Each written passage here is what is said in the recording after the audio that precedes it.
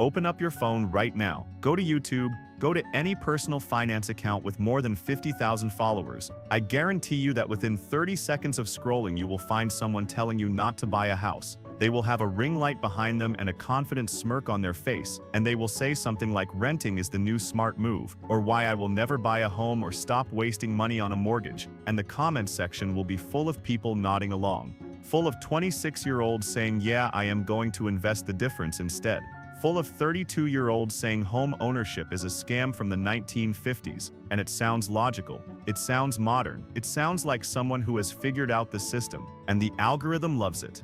Because controversial takes get clicks. Because telling a generation of frustrated young people that the thing they cannot afford is actually the thing they should not want anyway is the most convenient message in the world. It validates the pain. It turns a limitation into a lifestyle. It reframes giving up as getting ahead. But here is the thing nobody in that comment section is thinking about. None of them are picturing themselves at 67. None of them are imagining what it feels like to be retired with no assets, no equity, no safety net, and a rent check that goes up every single year until the day they die. None of them are running the math on what happens when the only thing standing between you and poverty in old age is a government program that might not even pay full benefits by the time you get there. My name is Alex, and I spend way too much time studying the exposed wires behind the financial decisions we make on autopilot. Today, we are going to have a conversation that might genuinely change the trajectory of your financial life. We are going to talk about why not owning a home could be the single most expensive retirement mistake your generation ever makes, and we are going to use real numbers, real data, and zero fluff to prove it. Let us start with the lie that started all of this. The anti-home ownership crowd loves to say things like, your house is not an investment, and on the surface, they have a point. A house does not pay you dividends. It does not compound like an index fund. It requires maintenance and taxes and insurance. Fair enough. But here is what they conveniently leave out of that argument. They leave out what happens to the person who never buys one. The Federal Reserve tracks household wealth through something called the Survey of Consumer Finances, and the most recent data paints a picture so brutal, it should be projected onto the side of every apartment building in America. The median net worth of a homeowner in this country is roughly $400,000. The median net worth of a renter is about $10,400. That is not a typo. That is not cherry-picked. That is a roughly 38-to-1 wealth gap between people who own a home and people who do not. And if you zoom in on people aged 65 and older, the gap widens even further. Homeowners over 65 have nearly 48 times the net worth of renters in the same age bracket. 48 times. That is not a gap. That is a canyon with no bridge. Now I already know what some of you are thinking. Correlation is not causation. People who buy homes probably earn more. They probably have other advantages. And yes, that is partially true, but the data also shows that homeowners across every income level have higher net worth than renters at the same income level. The house is not just a reflection of wealth, it is a machine that creates it. Think about it this way. Every single month, a homeowner with a fixed-rate mortgage makes a payment. Part of that payment goes to interest, but the other part goes directly into their own equity. It is a forced savings mechanism built into the structure of the payment itself. You do not have to be disciplined. You do not have to remember to transfer money into a brokerage account. You do not have to resist the urge to spend it on something else. The equity builds whether you think about it or not. A renter, on the other hand, writes a check every month that goes entirely into someone else's pocket. 100% of it. Gone. The landlord builds equity. The landlord captures appreciation. The renter captures nothing. And here is where it gets really uncomfortable. That rent check does not stay the same. It goes up. Historically, rents in the United States have increased at an average rate of about 3 to 4% per year. Some years more, some years less. But the direction is always the same. Always up. A two-bedroom apartment that costs you $1,800 a month today will cost you roughly $3,200 a month in 20 years at that rate, and you will still own nothing. Now add that up over a lifetime. If you pay $1,800 a month in rent, and that rent increases at just 3.5% per year, over 30 years you will hand over more than $1,100,000 to a landlord. $1.1 million. Gone. Vanished into someone else's bank account. You will have nothing to show for it except a stack of lease agreements and a forwarding address. Meanwhile, the homeowner who locked in a 30-year fixed mortgage in that same year is still paying the exact same principal and interest they paid on day one. Their payment is frozen in time. Inflation erodes the real cost of that payment every single year. By year 15, that mortgage payment feels like pocket change compared to what the renter is shelling out. By year 30, the homeowner pays nothing at all. The house is theirs, free and clear. Now picture both of those people at age 67. The homeowner has a paid-off house worth somewhere between $400,000 and $700,000 depending on the market. They have zero monthly housing costs. Their Social Security check and modest retirement savings cover groceries, utilities, travel, and everything else they need. If a medical emergency hits, they can tap a home equity line of credit. They can do a reverse mortgage. They can sell the house and downsize. They have options. The renter at 67 has none of that. They are still paying rent, and that rent is now 2 or 3 times what it was when they first signed a lease decades ago. Their Social Security check, which replaces roughly 37 to 41% of their pre-retirement income, barely covers the rent itself. There is nothing left over, no cushion, no flexibility, no asset to borrow against, no house to sell, just a monthly obligation that grows every year and a fixed income that does not keep up. And do not forget healthcare. When you hit your 70s and 80s, medical costs do not politely wait for your budget to catch up. Long-term care, prescription drugs, procedures that insurance only partially covers. These expenses show up whether you are ready or not. The homeowner can tap their equity. They can downsize from a 3-bedroom to a 1-bedroom and free up $200,000 in cash overnight. The renter has no lever to pull. They either have the cash in a bank account or they do not. And based on the data, most of them do not. That is not a lifestyle difference. That is a survival difference. And it gets worse. Because Social Security itself is standing on increasingly shaky ground. The program's retirement trust fund is projected to be depleted by 2033, not 2060, not 2050, 2033. That is less than 8 years from today. And when that trust fund runs dry, benefits do not disappear entirely, but they do get cut automatically. The latest projections show that retirees at that point would receive only about 77% of their scheduled benefits. That is a 23% haircut on the one income source that millions of Americans are counting on to survive. Some more recent estimates, factoring in new legislation, suggest the retirement trust fund could actually run out as early as 2032, with benefit cuts closer to 24%. Let me make that real for you. The average Social Security retirement benefit right now is about $1,976 a month. A 23% cut brings that down to roughly $1,520. Try paying rent, buying groceries, covering prescriptions, and keeping the lights on with $1,500 a month in a city where a 1-bedroom apartment costs $1,400. If you are a renter at 67 with no home equity, no real savings, and your Social Security check just got slashed by nearly a quarter, what exactly is the plan? Seriously, what is the plan? This is the conversation that the anti-home ownership crowd refuses to have. They talk about opportunity cost and index funds and the freedom of renting, but they never talk about what happens when you are old and the market has a bad decade and your rent just went up again, and there is no asset underneath you to catch you when you fall. Now, let me be fair for a moment. I am not going to pretend that buying a home today is easy. It is not. It is brutally difficult for a lot of people. The median age of a first-time home buyer in America just hit 40 years old. That is a record. In 1981, it was 29. First-time buyers now make up only 21% of the market, the lowest level since tracking began over 4 decades ago. Housing prices in many markets are 5, 6, even 10 times the median household income. Mortgage rates are sitting in the 6 to 7% range after years of being parked near 3%. The affordability squeeze is real, and pretending it does not exist would be dishonest. But here is the critical distinction. Difficult does not mean impossible. And more importantly, difficult now does not mean you should give up forever. Because the cost of waiting is not zero. The cost of waiting is enormous, and it compounds in the wrong direction every single year.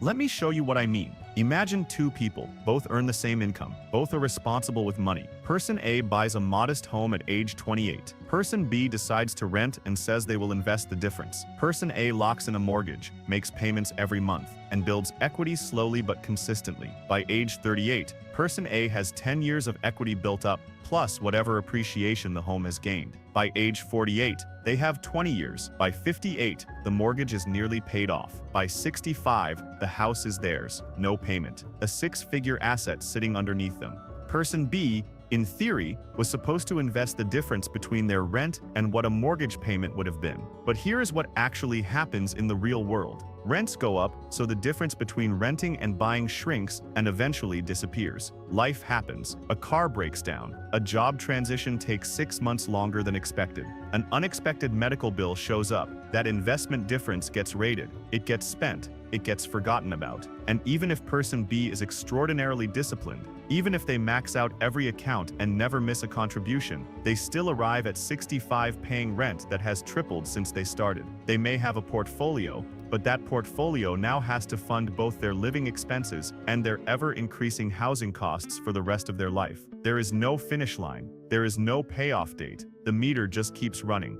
And let us talk about what happens when the market has a bad run right when person B needs the money. Sequence of returns risk is a real thing. If the stock market drops 30% the year you retire, and you are pulling from that portfolio to pay rent, you are selling shares at a loss to cover a bill that goes up every year. That portfolio starts shrinking fast. The homeowner does not have that problem. Their house is paid off. Their monthly expenses are a fraction of the renters. They can ride out a market downturn without liquidating a thing. That is the difference between fragility and resilience, and it is entirely a function of whether you own the roof over your head. Nearly 60% of millennials right now say they feel forced to choose between buying a home and saving for retirement. 60% and 60% of them have already adjusted their retirement plans in response to rising housing costs. That is not a statistic. That is a generation watching two critical financial goals crash into each other in slow motion.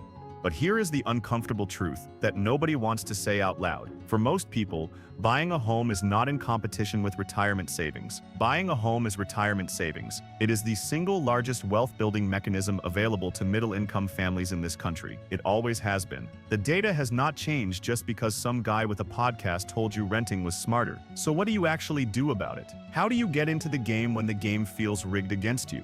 First, you stop thinking about the national median and start thinking about your local reality. The national median home price gets thrown around like it means something, but it does not tell you what homes cost where you actually live. In some markets, the median is $270,000. In others, it is $510,000. In some, it is over $1 million. What matters is your zip code, your income, and your specific numbers. Run them. Stop listening to headlines and start running your own math.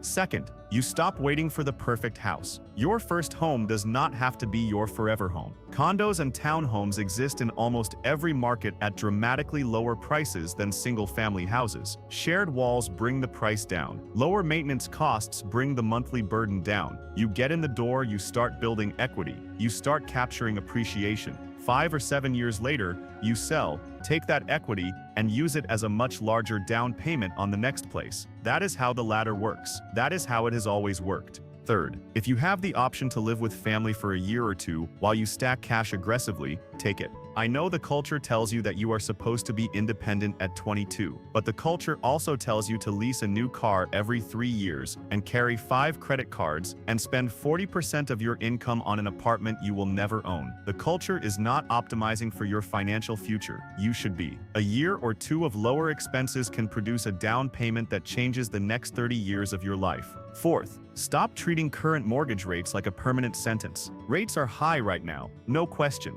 But you are not married to the rate. You are married to the house. Rates can be refinanced. If you buy today at 6.8% and rates drop to 5% in 3 years, you refinance and your payment goes down significantly. But the equity you built during those 3 years stays. The appreciation you captured stays. The alternative was waiting 3 years, paying rising rent the entire time, building zero equity, and hoping prices did not go up even more while you sat on the sidelines. And let me tell you something about waiting for the perfect rate. People who waited for rates to drop from 7 to 5 in 2024 watched home prices climb another 6% while they sat around refreshing mortgage rate websites. They saved nothing. They lost ground. The market does not pause for you while you overthink. Fifth, get creative with your housing costs.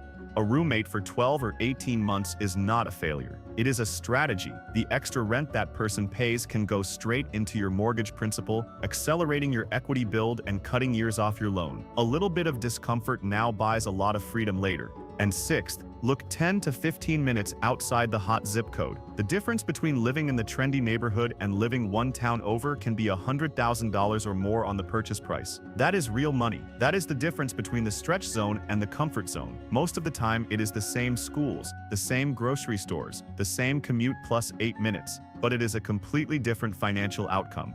Here is the part that matters more than any of the strategies. Time. Time is the one variable you cannot get back. Every year you delay buying a home is a year of equity you never build, a year of appreciation you never capture, a year of forced savings that never happens, a year closer to retirement with one less tool in the toolbox. The person who buys at 28 and holds for 37 years until 65 builds a fundamentally different financial life than the person who buys at 40 and holds for 25 years. Both end up as homeowners. But the first person has over a decade more of compounding, appreciation, and principal paydown working in their favor. That gap does not close. It widens. And if you never buy at all, there is no gap to close. There is just a cliff where you arrive at retirement age with roughly $10,000 in net worth, while the person next door who bought a modest home 3 decades ago is sitting on $400,000. That is the data. That is the reality. And no amount of confident TikTok advice changes it.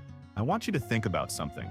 10 years from now, every single influencer who told you not to buy a house will have moved on to their next hot take. They will be talking about AI or crypto or whatever the next shiny topic is. They will not remember the advice they gave you. They will not be there when you are 55 and realizing you have no equity. They will not be there when you are 67 and your rent just went up 9% and your social security check just got cut. They will not be there, but your 67-year-old self will be there. And that person will either thank you or they will wonder why you listen to strangers on the internet instead of looking at the data that has been consistent for over half a century. Home ownership is not glamorous. It is not exciting. It does not make for a viral clip, but it is the single most proven path to long-term wealth for ordinary people in America. It has been for decades, and the generation that opts out of it will pay for that decision in retirement in ways they cannot even begin to imagine right now.